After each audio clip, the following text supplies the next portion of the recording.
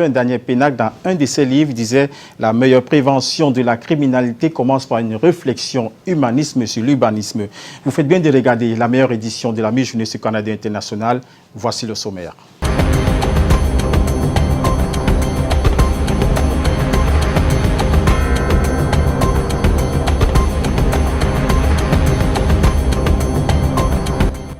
La pénétrante est de la ville de Douala préoccupe au plus haut niveau après la décision du préfet du Vouri interdisant la circulation des gros porteurs de 5 h du matin à 21 h le soir.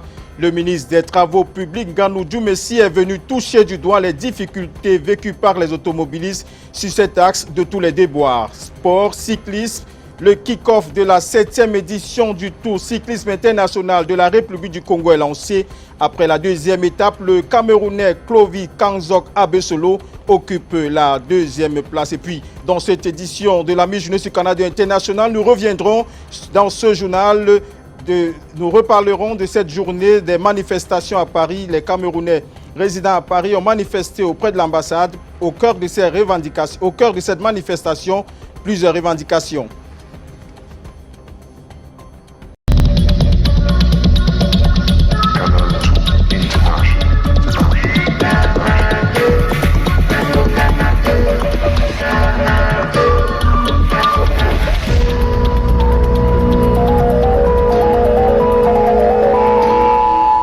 Une fois de plus, bon après-midi, mesdames et messieurs. Ouvrons cette édition de la mi-journée sur Canada International avec le ministre des Travaux publics, Nganou Djoumessi, qui séjourne depuis ce matin à Douala. Objectif, toucher du doigt la difficile problématique de la circulation dans la pénétrante est de la métropole économique. Au rang des difficultés liées aux travaux complémentaires de réhabilitation du tronçon de la route de cette pénétrante est, on parle de la libération des emprises. On parle aussi des intempéries et des décomptes. Bien d'autres préoccupations sont aussi annoncées. Je vous propose d'écouter un bout de la réaction du ministre des Travaux publics lorsqu'il touche du doigt les réalités à Yassa. On ne peut pas avoir une déviation comme celle-ci dans la ville de Douala. Ce n'est pas possible. Elle choisit, mais ça ne doit pas perturber plus la circulation qu'elle était avant que les travaux ne démarrent. Elle a pris une option, celle de couler les dallots en place, au lieu d'apporter des éléments préfabriqués. Cette option qui perturbe la circulation suppose un préalable, le maintien de la circulation. Le maintien. Quelles sont donc ces mesures préalables? Parce que la réalisation d'une infrastructure n'est pas d'accentuer les difficultés de la population, c'est plutôt d'améliorer les conditions de circulabilité pour aller d'un point à un autre. Ce ne sera jamais d'accentuer ces difficultés. Donc, bonne option, mauvaise mise en œuvre. Toujours dans le cadre de la régulation de la circulation sur la pénétrante Est, le préfet du Vouri, Bernard Maché, depuis hier, a pris des mesures. L'une d'elles est l'interdiction de la circulation des semi-remorques de 5 h du matin à 21 h le soir. Je vous propose de l'écouter au micro de Patrick Doboff et de Guy Fotso.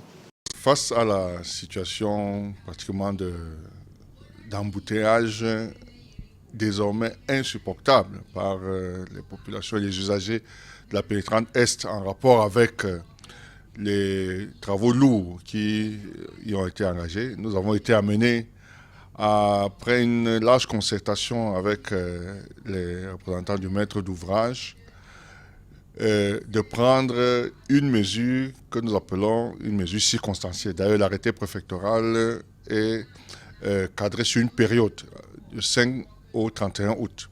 Ça, c'est un des deux. Nous avons pensé que pour fluidifier la circulation du gros des usagers, il fallait certainement toucher à la circulation des très gros porteurs, les camions. Donc les camionneurs seront les usagers du soir et les autres usagers seront les usagers du jour. Mais tel que nous l'avons précisé dans notre arrêté, c'est un arrêté qui est reconductible. Ça veut simplement dire que des travaux d'aménagement des déviations sont en cours.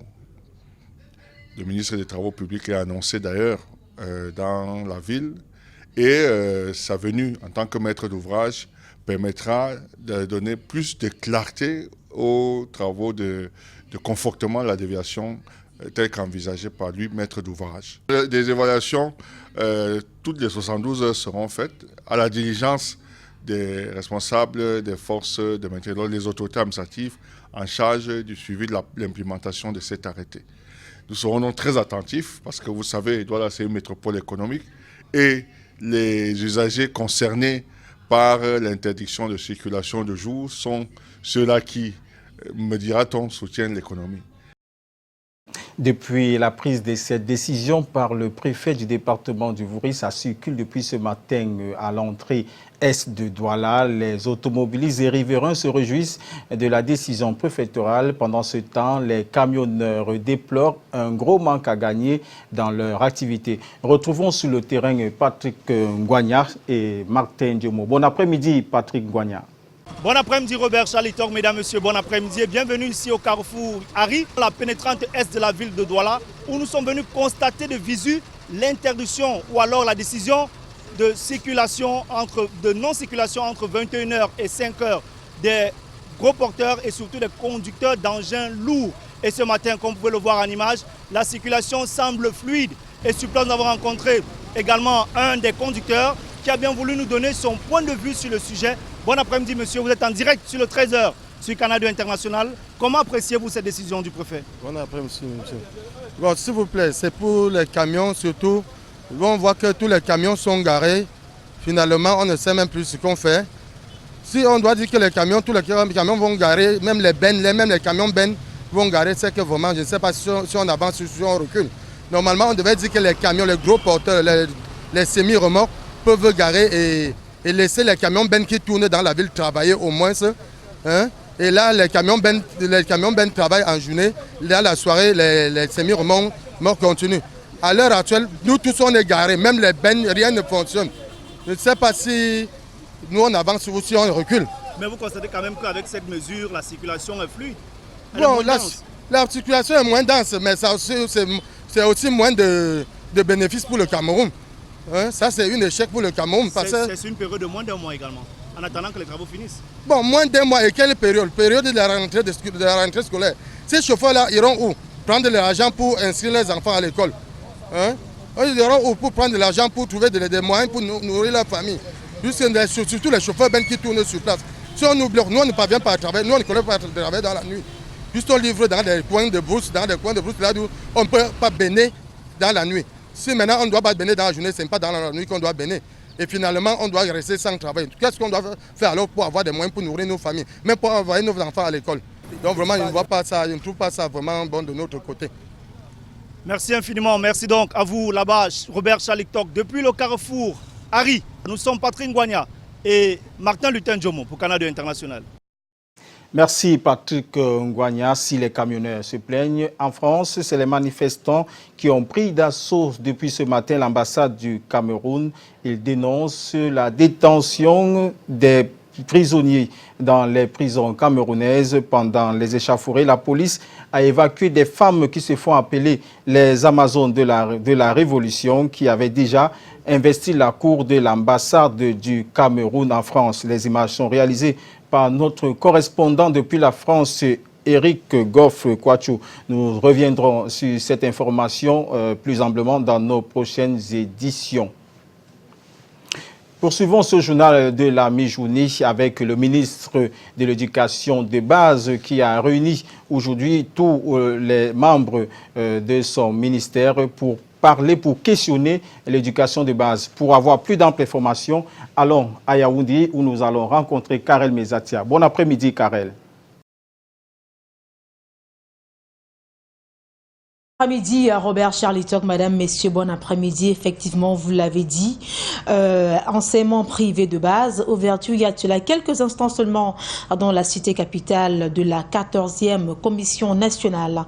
Les travaux placés sous la présidence du ministre de l'enseignement de base sont axés sur le thème l'amélioration de l'environnement scolaire pour une éducation de qualité dans l'enseignement privé de base. Sur place, retrouvons au ministère Arnaud Gefayk.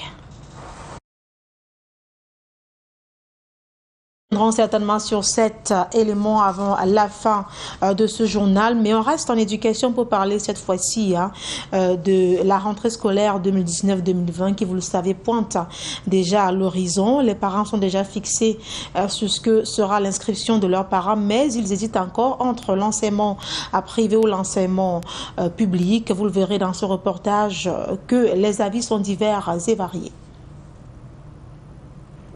Au siège des communes et villes unies du Cameroun à Yaoundé, magistrats municipaux et leur personnel des régions du centre et du sud s'approprient les techniques pour utiliser rationnellement le matériel local afin de mieux développer leur collectivité. Nous allons un module introductif sur la décentralisation et le développement local, duquel nous tirerons effectivement le rôle des collectivités, notamment dans la mise en œuvre des projets d'infrastructure. La session pilote de formation qui se tient du 5 au 9 août 2019 vise également à outiller les stagiaires sur la mise en œuvre des aspects liés au travail décent. La grande nécessité, c'est le fait qu'aujourd'hui, les communes, les régions deviennent les pôles de développement.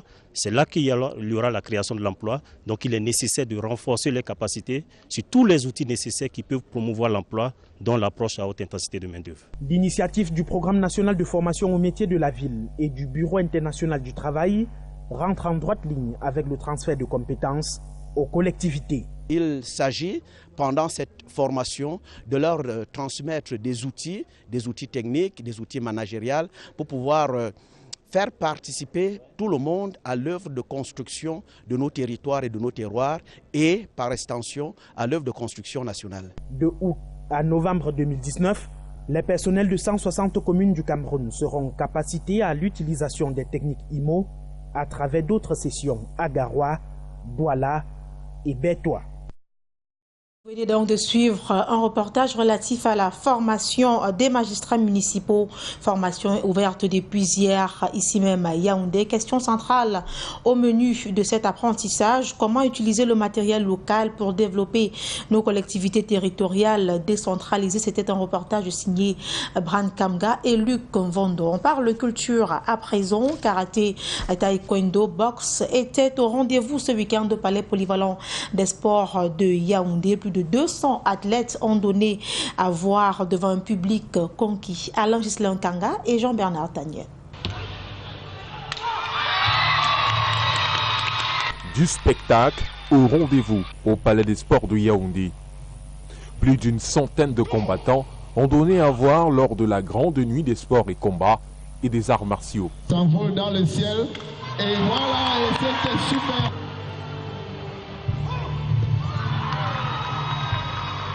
Les athlètes se sont illustrés dans plusieurs disciplines. Karaté, ninjutsu, nambudo, taekwondo, boxe et l'escrime. Cette cérémonie me fait vraiment plaisir parce qu'actuellement, nous sommes en présence des débuts. C'est un sport nouveau au Cameroun, malgré que la fédération existait depuis longtemps. Et vraiment, je suis fier de cet événement. Un salon de sport et de combat a ouvert ses portes un peu plus tôt avant la grande soirée qui a mobilisé 250 combattants. Je suis plus que satisfait. Je suis heureux de voir ce salon des arts martiaux et sport de combat être un succès total pour une première fois.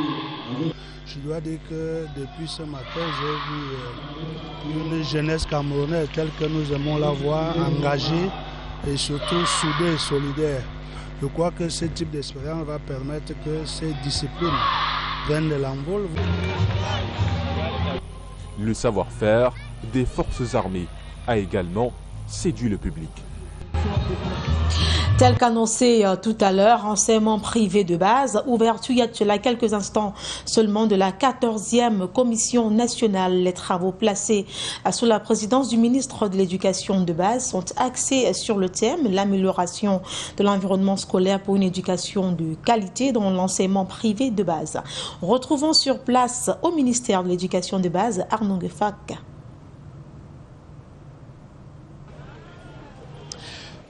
La mobilisation, les attitudes et le sérieux des hommes et femmes réunis dans la salle de conférence à l'intérieur de l'immeuble juste derrière moi traduisent toute la volonté à mettre au crédit de cette 14e Commission nationale de l'enseignement privé de base. Mettons cela dans les signes d'une rentrée scolaire qui se veut particulière dans un mois environ. Le cœur de l'enseignement privé de base doit battre ici pendant 2 jours avec pour fil conducteur l'amélioration de l'environnement scolaire pour une éducation de qualité. Des têtes bien faites disposées pour un réel diagnostic et des perspectives. Les axes d'échange vont dans ce sens, non sans faire quelques détours pour parler des conditions à remplir pour l'ouverture d'une école privée, les conditions d'éligibilité pour la subvention de l'État aussi.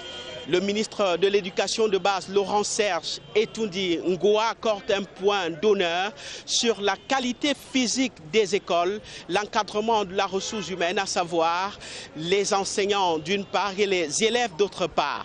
C'est d'ailleurs dans ce sens qu'il a sonné l'alerte récemment en suspendant les activités des centaines d'écoles non réglementaires. Aujourd'hui, il est question quand même d'une communauté éducative constituée de plus d'1 300 000 écoliers repartis dans l'enseignement primaire et l'enseignement maternel encadrés par près de 50 000 enseignants dans 6 000 écoles. Des chiffres de l'enseignement privé de base qui parlent dans un système éducatif parmi les meilleurs de l'Afrique subsaharienne. La cérémonie d'ouverture présidée par le ministre de l'Éducation de base himself est terminée il y a un peu plus d'1 heure. Actuellement, le conclave se poursuit avec des experts et les acteurs clés. Les travaux finiront demain sur des recommandations qui poseront les jalons véritables de l'année scolaire. Arnaud Guefak, Samuel Bonis pour Canal 2. Merci Arnaud Guefak pour toutes ces précisions. Vous l'avez évoqué tout à l'heure. La prochaine rentrée scolaire pointe déjà à l'horizon. Les parents pensent déjà inscrire leur progéniture. Vont-ils choisir les établissements d'enseignement privé ou alors ceux d'enseignement public? Vous le verrez dans ce reportage réalisé par Oriane Kodo et Bertrand Tchassé que les avis sont divers et variés. Des arguments financiers ou la qualité de l'enseignement dans les instituts de l'État préside la sélection des écoles. L'école publique, c'est les meilleures écoles.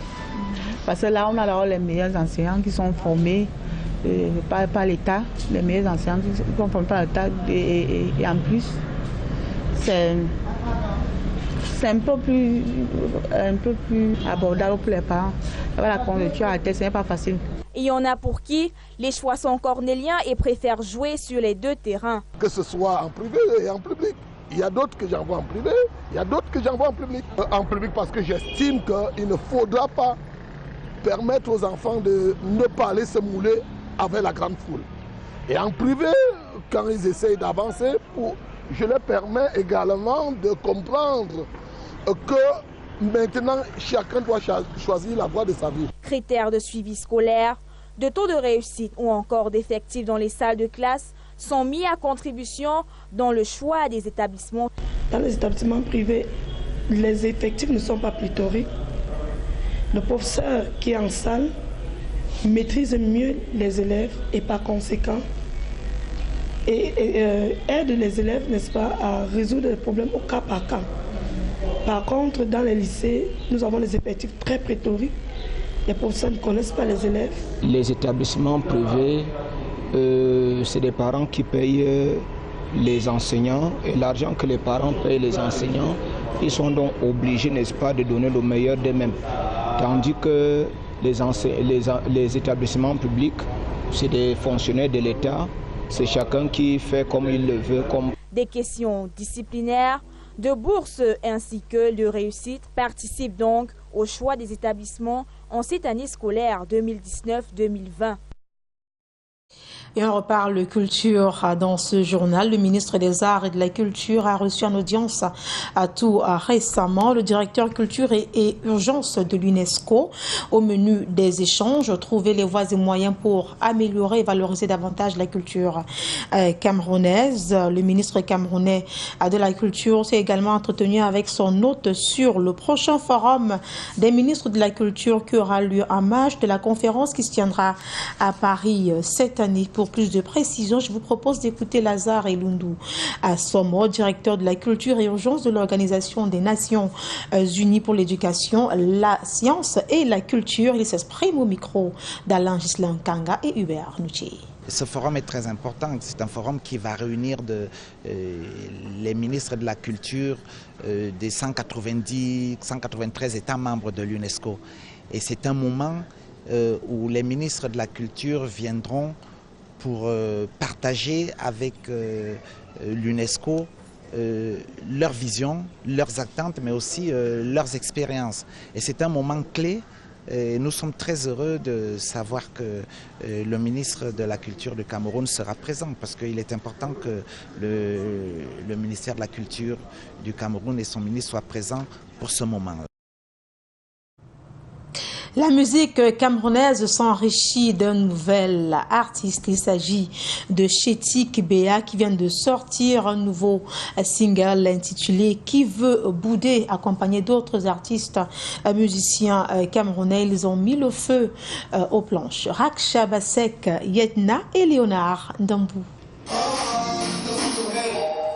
Chetik Béa, l'artiste urbain camerounais, a présenté la sortie de son nouvel single intitulé « Qui veut bouder ». Ici à Yaoundé, accompagné de plusieurs artistes, il nous promet du lourd. Tout ce que je vous dirais au public du monde entier, c'est d'apprécier ce que je fais, de me suivre au jour le jour, vous ne serez pas déçus, parce que de belles choses arrivent, de très belles choses. Déguster la nouvelle chanson avec exagération, sans modération. Voilà. Sur les planches, un appui indéfectible d'autres artistes venus de loin pour lui témoigner leur soutien à travers des musiques innombrables.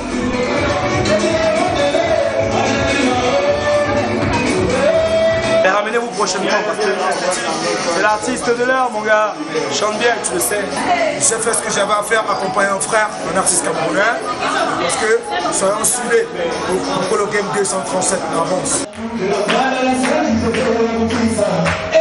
C'est le Cameroun qui gagne. La culture musicale du 237 est mise en avant pour élever encore plus haut son étendard.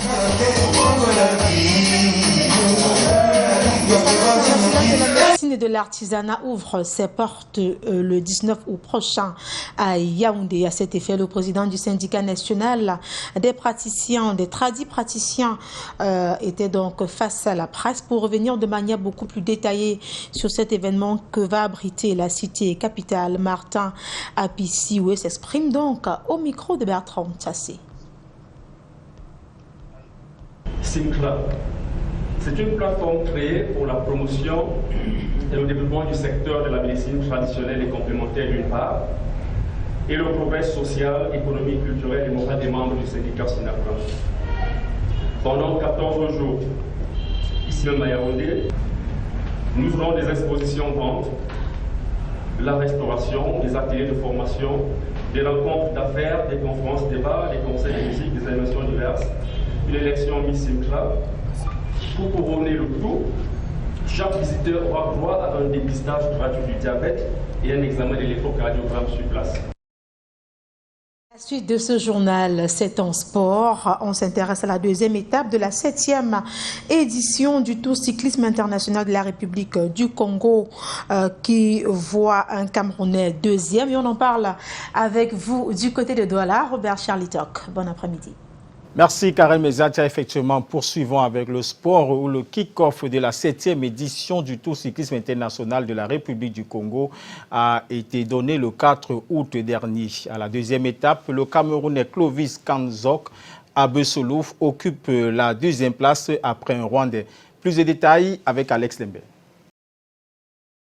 7e tour international de la RDC 2019. Le Français Gabriel Anthony, vainqueur de la deuxième étape, couru le 4 août dernier. Étape qui a connu une importante chute de coureurs à l'arrivée, parmi lesquels les coureurs camerounais qui s'en sont tirés avec des écorchures ainsi que des blessures légères. Les victimes ont été prises en charge par l'organisateur et plus de peur que de mal au final. Au classement général, à l'issue de cette deuxième étape, le Rwandais Jean-Robert Rouberois qui conserve son maillot jaune. Il est suivi par le Camerounais Camerounais de la Société nationale des hydrocarbures, entendez SNH, Clovis Kamzon Abesolo, deuxième au classement. Selon le directeur sportif Martinet Tega, joint au téléphone. La troisième étape, initialement prévue le 5 août dernier entre Kolwezi et Likassi, soit 180 km, a été reportée pour ce jour, 6 août 2019, en raison du retard dans les transbordements par avion de Kinshasa à Lumumbashi et par route de Lumumbashi à Kolwezi, sur une distance de 300 km.